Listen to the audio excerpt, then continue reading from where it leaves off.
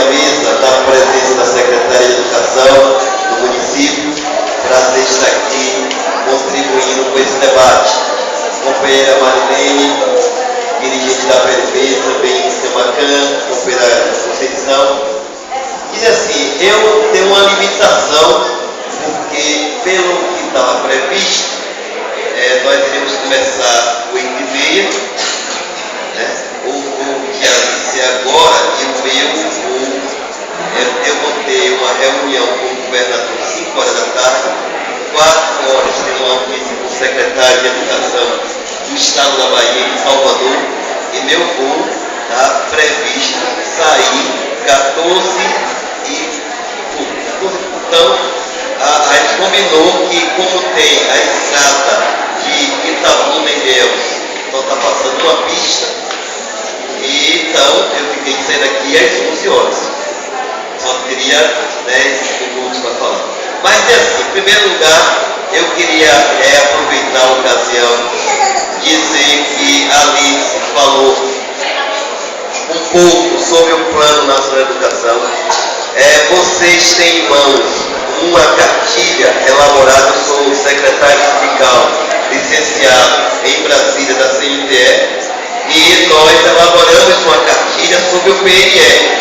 E essa cartilha, ela tem uma avaliação do PNE e tem na íntegra todo o plano que foi sancionado pela presidente Dilma. Queria dizer que esse livrinho deve ser o livro de cabeceira de todo educador daqui para frente. O que deveria ser uma obrigação governamental, vocês estão vendo aqui presente. Inclusive dei um aqui para a Secretaria de Educação. Aqui tem todo o plano. E aí, eu podia falar muita coisa durante uma hora e meia sobre o Plano Nacional de Educação. Mas dizer assim, o que é que significa o plano? Porque a Alice fez um detalhe, eu vou fazer mais no varejo. Então, esse plano, ele foi pré-concebido, eu falava em... Onde foi que eu estava? Anteontem. Universidade. Ilhéus, falei em Ilhéus o seguinte, esse plano, nós elaboramos ele. Esse plano é fruto de uma mobilização da sociedade civil organizada do Brasil. Desde 2010, nós participamos, vocês participaram de conferências municipais de educação, a CONAI etapa municipal. Depois teve a CONAI etapa estadual, que foi realizada no Colégio Anísio Teixeira, em Salvador. Logo depois, nós fomos para uma etapa nacional, que foi em Brasília. E o ano passado teve outra CONAI, que tiramos os delegados, elegemos delegados, e que vai acontecer a CONAI nacional agora, salvo engano, no mês de novembro para dezembro desse ano, em Brasília. Nós, do movimento social, do movimento sindical, nós não concordamos com o que foi colocado na CONAI e que não expressava o Plano Nacional de Educação. Muita coisa, fruto de discussão elaborada coletivamente, não estava previsto no texto original. E passamos 3 anos fazendo debates intensos com a sociedade, os gestores, os secretários municipais de educação, representados pela UTIB Nacional, os secretários de Estado, representados pelo Conselho, nós, trabalhadores da educação pública, pela CNTE, a Conselho de Trabalhadores Privados, a UNICUMBS, dentre outras organizações nacionais, debatendo, pressionando o Congresso Nacional para que pudéssemos ter aprovado esse Plano Nacional de Educação. A importância desse plano foi o que foi aprovado. Quantas greves nós realizamos? A CNTE, que é a nossa confederação, realizava uma paralisação, um dia de paralisação nacional. Foi necessário ampliar para 3 dias. Durante 3 anos fizemos paralisações nacionais de 3 dias no Brasil todo, cujo um dos eixos seria a aprovação do Plano Nacional de Educação. Então nós temos agora uma legislação que está esse plano, ele é constituído de diretrizes, metas e estratégias. Diretrizes são princípios que vão nortear o plano. Então, erradicar o analfabetismo no Brasil. Isso é uma diretriz nacional. De que forma nós vamos garantir que não teremos mais analfabeto no nosso país? Bom, aí temos as metas. Então, esse plano contém 20 metas. Uma das metas é exatamente como garantir que nós vamos acabar com o analfabetismo no país. E aí, depois das metas, temos as estratégias. São 173 estratégias discutidas, deliberadas, produzidas pelo Congresso Nacional para que a gente possa viabilizar tanto as diretrizes como as metas. Então, vamos dar esse exemplo, porque a Secretaria de Educação falou na sua intervenção inicial, dizendo que preocupada já tem uma minuta de um projeto de um plano municipal de educação. O plano municipal de educação, ele deve estar calcado nos planos federal, que é esse nacional, e no plano estadual, que não foi elaborado ainda. A PLB faz parte desse debate e quer debater com vocês. Agora sim, para que a gente possa, pegando a questão local de Camaquã, para que a gente possa elaborar um plano, não estou entrando no mérito do conteúdo do que a secretária falou, diz assim, para que a gente possa elaborar um plano municipal ou um plano estadual, pressupõe que a gente tenha um bom diagnóstico do município. Então, um bom diagnóstico do município é que vai fazer com que a gente tenha uma visão de como vamos atuar nesse plano municipal. Vou dar um exemplo. Digamos que uma das diretrizes nacionais é erradicar o analfabetismo no país. Quantos analfabetos existem em Camaquã? Onde estão concentrados esses analfabetos? Na zona rural, na zona urbana, a gente tem que quantificar, localizar e ver quais são as estratégias para acabar. Que tipo de analfabeto nós temos? Analfabeto na distorção de idade séria, analfabeto em fase adulta. Como, de que forma, qual a estratégia para combater, para acabar com esse mal que existe no nosso país? Isso precisa ser feito, elaborado um diagnóstico. Ali se falou, na meta, salvo engano, na meta 3, nós temos que o Plano Nacional de Educação estabelece que 50% das escolas da educação básica teremos que ter na educação infantil, creche, pré-escola e educação infantil. Muito bem. Quantos alunos, qual é a taxa de natalidade aqui em Camaquã? Você não pode pedir para ter 50 creches se você não tem criança. Você tem que saber quantos. Qual é a taxa média de natalidade aqui em Camaquã para você prever que daqui a 5 anos você vai ter criança de 5 anos para frequentar a creche? Só para vocês terem uma ideia. Então, esse plano nacional que foi elaborado, que foi discutido, que foi debatido, ele é fundamental para a nossa vida. Eu dizia numa cidade, esqueci o nome que eu estava, quando a prefeita falou sobre, foi em Eunápolis. O prefeito falou o seguinte, que lá em Eunápolis, todos os professores têm 40 horas de jornada. Como é que a gente vai trabalhar a jornada com a escola de tempo integral? Como é que vai fazer isso? Isso é um debate que tem que ser feito. Sim, mas a concepção que uma coisa é educação integral, a outra coisa é escola de tempo integral, a outra coisa é ensino de tempo integral, e outra coisa é mais educação, que não é nada demais, é só inclusão de projeto. Então, como é que vai fazer isso? Precisa sentar, precisa debater, precisa ter conteúdo, precisa ter um olhar diferenciado, porque nós vamos atravessar esses 10 anos, como foi dito aqui. O plano é para vigorar durante 10 anos. Durante 10 anos nós vamos duplicar os investimentos em termos de financiamento, 10% do PIB para a educação. Nós aí vamos ser 5,2%, mas daqui a 4 anos vamos atingir 7%, que é quase metade. Como é que vai ficar além do piso? Se vocês querem, por exemplo, a meta 17, a meta 17 desse livro aqui do PNE, ela fala da valorização dos profissionais da educação. Primeira pergunta: quais são os profissionais da educação? Aonde é que eles estão? Baseado em que legislação? A CNTE batalhou, lutou, fez greve, por considerar que todo mundo que trabalha no ambiente escolar é um educador. E nós alteramos o artigo 206 da Constituição Federal. Nós protocolamos e reafirmamos a área 21, que é a 21ª área do conhecimento, para fazer o profissionário.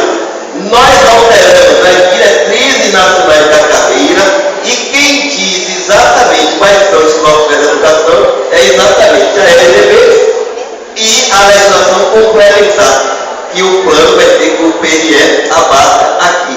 E na meta 17, que é da valorização, nós temos 5 estratégias. 5, aí vocês podem ver, são 5 estratégias, 17.1 até 17.5. E, salvo engano, na 17.3 está dizendo que daqui a 2 anos teremos nos estados, no município e no Distrito Federal a alteração dos planos de carreira. Aí entra um debate interno nosso. Nós defendemos plano de carreira unificado.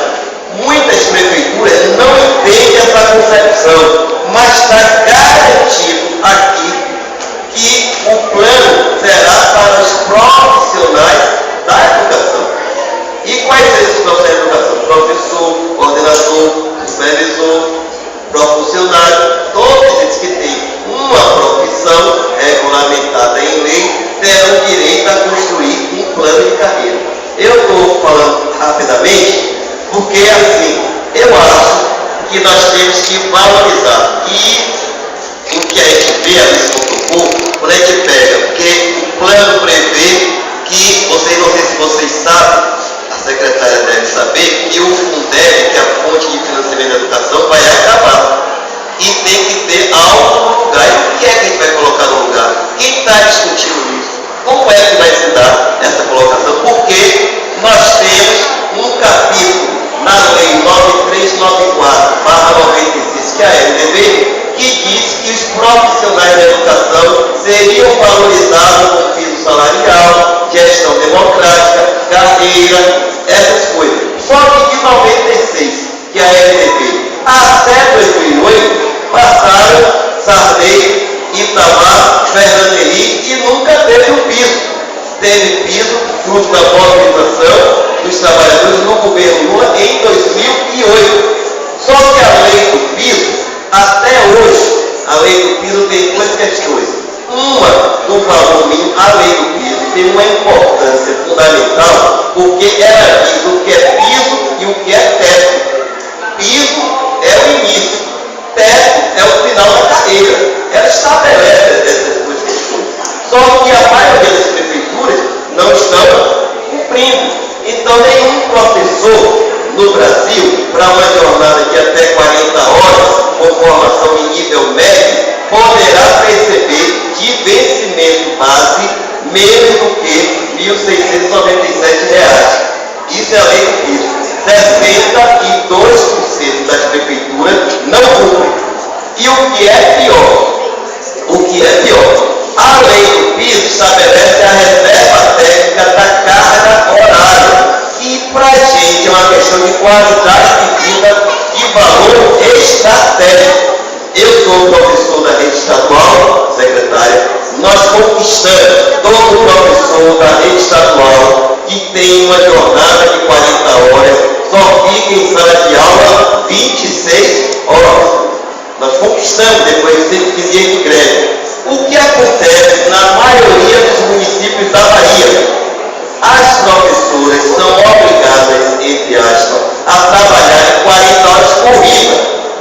20 horas de manhã, de segunda a sexta, 20 horas à tarde, de segunda a sexta, desrespeitando essa lei. Não sei como vocês aguentam, porque 20 horas de manhã, 20 horas de tarde, com aquelas meninas, de menino pequeno, vestindo de tias, melequinhas, gritando, chorando, dentro de 15 anos, essas professoras estarão no hospital com depressão por problema de saúde, porque é uma questão grave. Então, respeitar essa lei na Bahia e no Brasil é uma condição sine qua non de sobrevivência da categoria. Nós precisamos garantir isso. Terceiro, formação. O Plano Nacional de Educação prevê que dentro de um determinado tempo, todos os profissionais da educação têm que ter nível superior. Eu não sei, secretário, se a senhora recebeu um e-mail do secretário estadual de Educação do Estado da Bahia, pedindo, dando um prazo para que todos os municípios digam quantos professores de cada cidade não têm nível superior, para que possa ofertar graduação grátis a partir de 2015. Eu tenho aqui o e-mail que ele mandou para mim. Nós fazemos parte do programa de formação, o PASCOR, e o secretário de Educação, ele não mandou porque ele quis, ele mandou porque é uma exigência do Plano Nacional de Educação, que tem como meta garantir a formação dos professores no Brasil. Aí tem um problema. Enquanto na rede estadual nós conseguimos, na rede estadual, que qualquer professor da rede estadual que não tenha formação, o Estado libera da bolsa de estudo, ele é garantido a fazer a formação e é enquadrado imediatamente no padrão, ou seja, é valorizado. Na maioria das prefeituras, as prefeituras não liberam as professoras, criam uma série de dificuldades, e quando elas conseguem fazer a graduação, o município quer dar 10% para dizer que está dando a graduação. Isso não é valorização, isso não é reconhecimento, isso é um negócio com a categoria. Então, a gente precisa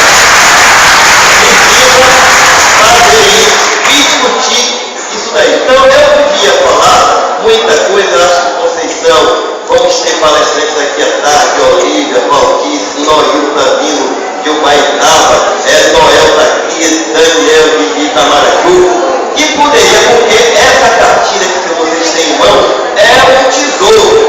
Vocês têm que se apropriar do conteúdo dela, discutir do planejamento, se vocês tiverem a planejar, fazer esse debate e construir um plano municipal de educação de braço dado com os poderes legislativo, executivo e os movimentos sociais. Eu vou ter que pedir desculpa porque são 11h05, daqui para lá para pegar a estrada é complicado, eu não gosto de perder boi, tem reunião com o governador, então eu vou ter que ir, me perdoe, mas dizer que assim, eu acho que a gente precisa, como a Alice falou, não dá para a gente ficar olhando pelo retrovisor. Nós temos que olhar para frente. A Alice contou bem. Se a gente for olhar os avanços que nós conquistamos, não foi nenhum governo que deu, foram os trabalhadores que conquistaram na educação e em outras partes, não dá para ter retrocesso. Por isso, acho que votar na deputada Alice Portugal, são 39 parlamentares, é a única mulher na Bahia que é deputada. Nós estamos na CICE fazendo uma campanha. Em 2002 existiam 100 e poucos deputados federais, professores, educadores. Em 2006 diminuiu para quase 70, não sei. E agora 60 no final, que foi agora em 2010. Eu costumo dizer que eu não sou candidato que nem beijo, né? Eu acho que a educação precisa de uma representação. Tem bicheiro representado na Assembleia Legislativa, tem trabalhador rural, tem bancário, tem latifundiário, tem todo tipo. Polícia militar, polícia civil, só não tem educador. Então, a responsabilidade de eleger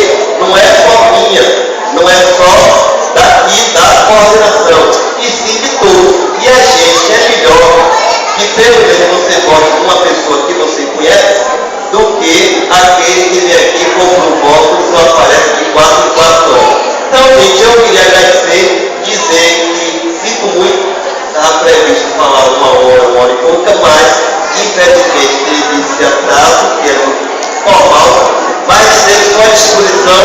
Conte comigo, professora, secretária, muito obrigado, Conceição, Marileide, aqui na Câmara.